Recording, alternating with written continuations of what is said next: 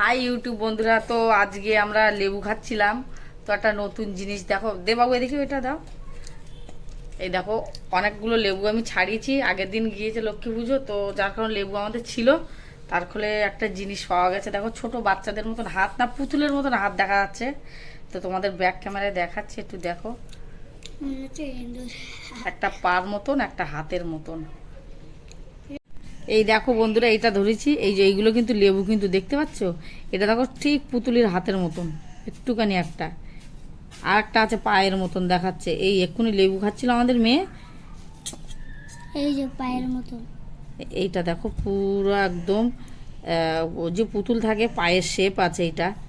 এগুলো লেবু, কিন্তু যে তোমরা ভাবো প্লাস্টিক জিনিস, কিন্তু না, প্লাস্টিক না, এটা পায়ের মতন। এটা পুরো হাতের শেপ, দেখতে পাচ্ছ?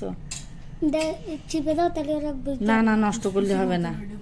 এই দেখো লেবুর এই মুখ, এই যে এগুলো, এগুলো অরিজিনালি জিনিস। আমি এক্ষুনি দেখলাম, এতদিন তো খেয়াল করি। বাবা দাও, এই লেবুটা দাও, দেখো আরো খুঁজবো। এই দেখো, এই পড়ে গেল কোনটা, তুলে দাও বানতে, দাও দাও বাবু, দেখো। এই দেখো সব লেবু একই লেবু, কিন্তু এইগুলো আলগা শেপ।